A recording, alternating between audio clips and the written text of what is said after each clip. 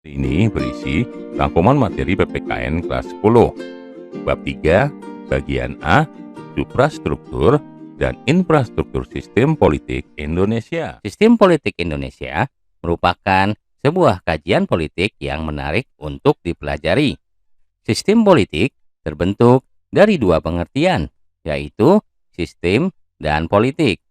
Menurut Pamuji, sistem adalah suatu kebulatan atau keseluruhan yang kompleks atau terorganisir, suatu himpunan atau perpaduan hal-hal atau bagian-bagian yang membentuk suatu kebulatan atau keseluruhan yang kompleks dan utuh.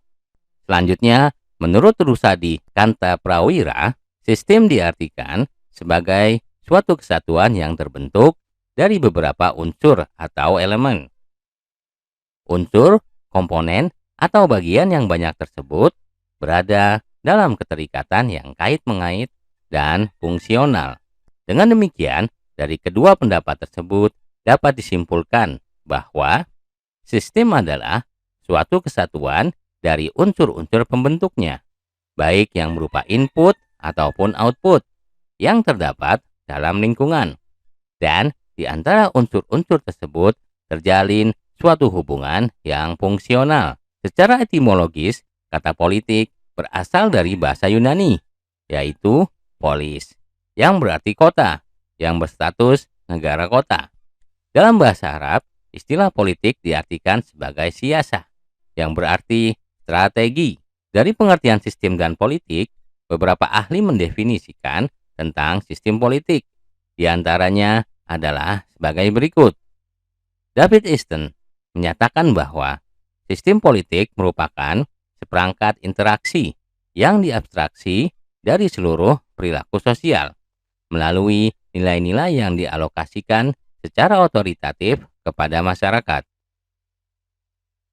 Robert Adall menyimpulkan bahwa sistem politik mencakup dua hal, yaitu pola yang tetap dari hubungan antar manusia, kemudian melibatkan sesuatu yang luas tentang kekuasaan, aturan, dan kewenangan. Jack C. Plano mengartikan sistem politik sebagai pola hubungan masyarakat yang dibentuk berdasarkan keputusan-keputusan yang sah dan dilaksanakan dalam lingkungan masyarakat tersebut.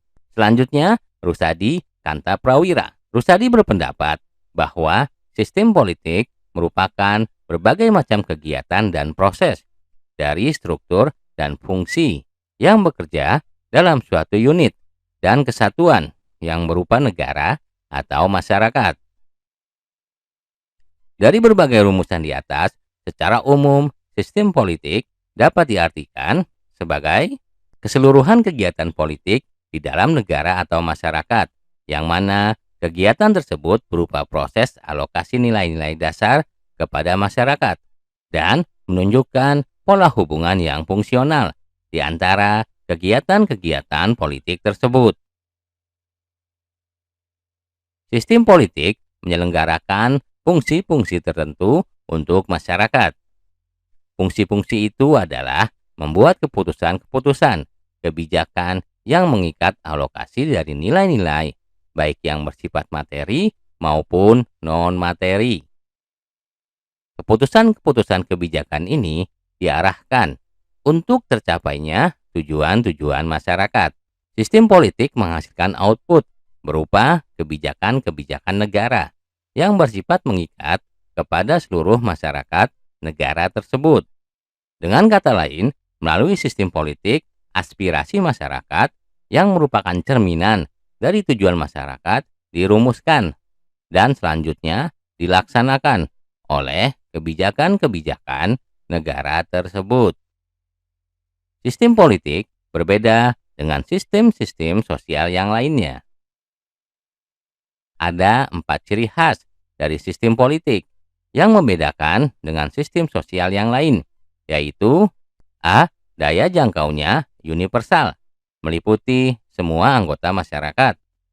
B. Adanya kontrol yang bersifat mutlak terhadap pemakaian kekerasan fisik. C. Hak membuat keputusan-keputusan yang mengikat dan diterima secara sah. D. Keputusannya bersifat otoritatif, artinya mempunyai kekuatan legalitas dan kerelaan yang besar. Dengan demikian, sistem politik yang berjalan tidak akan terlepas dari keseluruhan unsur-unsur suprastruktur dari suatu negara.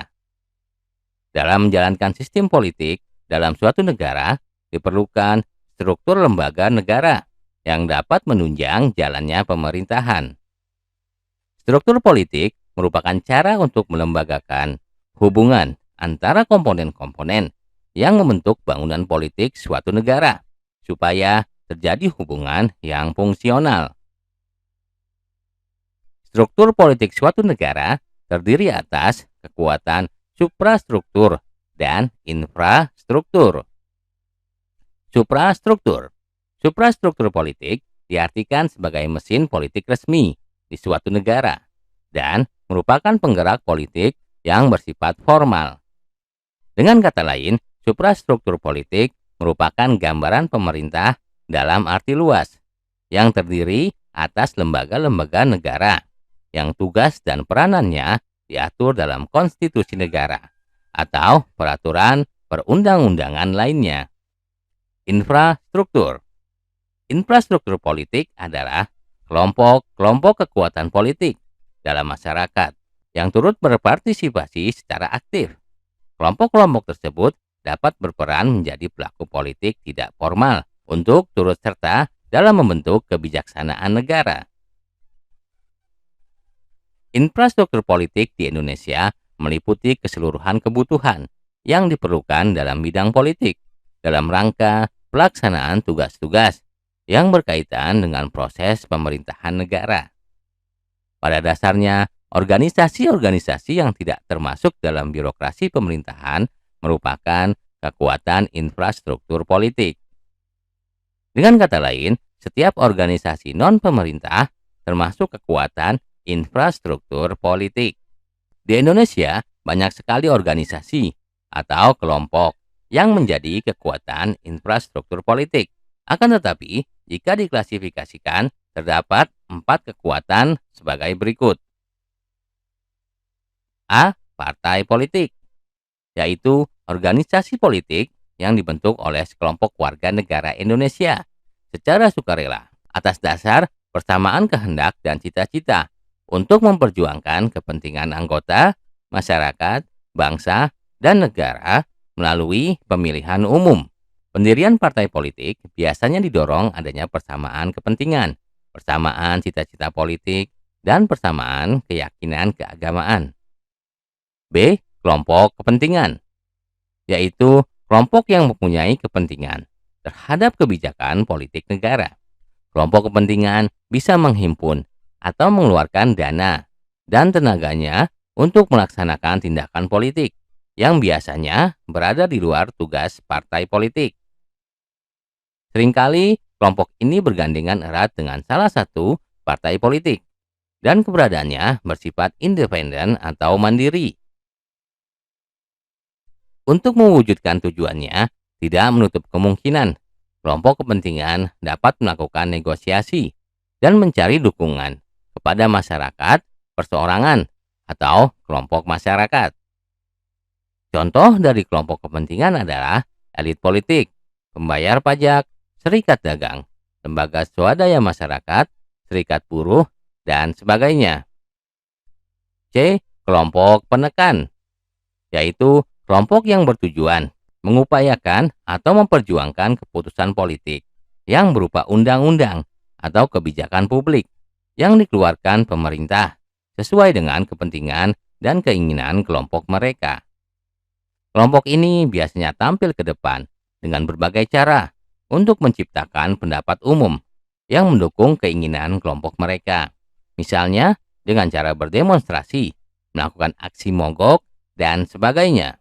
D. Media komunikasi politik, yaitu sarana atau alat komunikasi politik dalam proses penyampaian informasi dan pendapat politik secara tidak langsung, baik terhadap pemerintah maupun masyarakat pada umumnya. Sarana media komunikasi ini antara lain adalah media cetak seperti koran, majalah, buletin, brosur, tabloid, dan sebagainya. Sedangkan media elektronik seperti televisi, radio, internet, dan sebagainya. Media komunikasi diharapkan mampu mengolah, mengedarkan informasi, bahkan mencari aspirasi atau pendapat sebagai berita politik. Demikianlah rangkuman materi pelajaran kali ini. Sampai jumpa di video lainnya. Jangan lupa untuk klik like, subscribe, dan tekan loncengnya agar kalian mendapatkan pemberitahuan jika ada video terbaru dari